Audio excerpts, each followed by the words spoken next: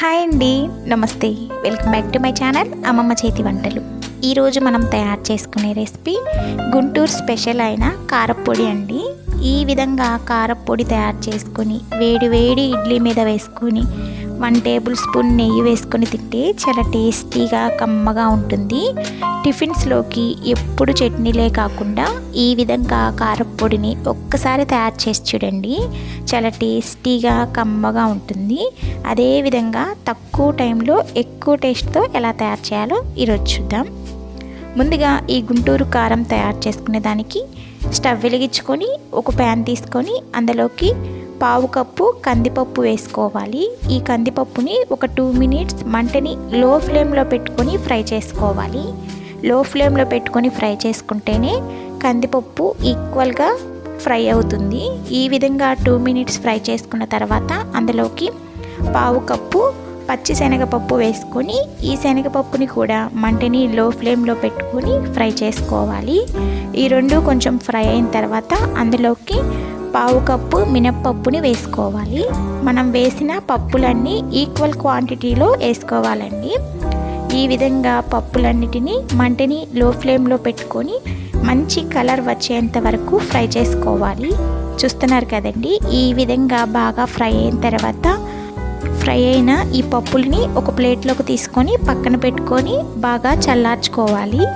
ఇప్పుడు అదే ప్యాన్లో 1 టేబుల్ స్పూన్ ఆయిల్ని యాడ్ చేసుకొని అందులోకి 1/2 కప్పు కరివేపాకును వేసుకోవాలి. ఈ కరివేపాకు అనేది బాగా వాష్ చేసుకొని నీడలో బాగా ఆరబెట్టుకోవాలి.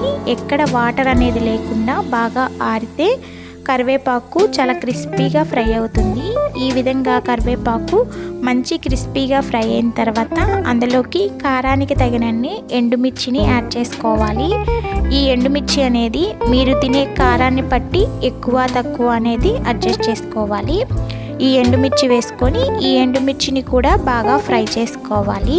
ఎండుమిర్చి బాగా ఫ్రై అయిన తర్వాత అందులోకి 1/2 కప్పు ధనియాలను యాడ్ చేసుకోవాలి. అందులోని 1 టేబుల్ స్పూన్ జీలకర్ర కూడా వేసుకొని ఈ స్పైసెస్ అన్నిటినీ కూడా మంటని లో ఫ్లేమ్లో పెట్టుకొని బాగా ఫ్రై చేసుకోవాలి. లో ఫ్లేమ్లో పెట్టుకొని ఫ్రై చేసుకుంటేనే స్పైసెస్ అన్నీ ఈక్వల్గా ఫ్రై అయ్యి మనం తయారు చేసే పొడి చాలా టేస్టీగా కమ్మగా ఉంటుంది. ఈ విధంగా స్పైసెస్ అన్నీ బాగా ఫ్రై అయిన తర్వాత ఇప్పుడు లాస్ట్లో 1/2 కప్పు వెల్లుల్లి రెబ్బలు వేసుకోవాలి.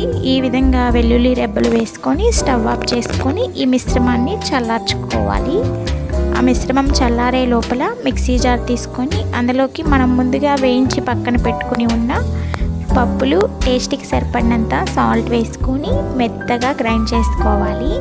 ఈ విధంగా గ్రైండ్ అయిన దాంట్లో వేయించుకున్న ఎండుమిర్చి మిశ్రమం కూడా యాడ్ చేసుకొని వీలైనంత మెత్తని పొడిలాగా గ్రైండ్ చేసుకోవాలి. చూసారు కదండి, ఈ విధంగా మెత్తని పొడిలాగా గ్రైండ్ చేసుకున్న పొడిని ఒక ప్లేట్లోకి ఆరపోసుకోవాలి.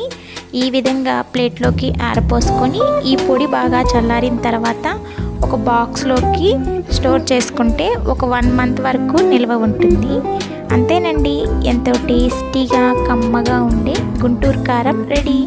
ఈ కారప్పొడిని వేడి వేడి ఇడ్లీ మీద వేసుకొని 1 టేబుల్ స్పూన్ నెయ్యి వేసుకొని తిని చూడండి, చాలా టేస్టీగా కమ్మగా ఉంటుంది. మరిన్ని క్విక్ అండ్ ఈజీ రెసిపీస్ కోసం అమ్మమ్మ చేతి వంటని సబ్స్క్రైబ్ చేసుకోండి. వీడియో నచ్చితే లైక్ చేయండి, షేర్ చేయండి, కామెంట్ చేయండి.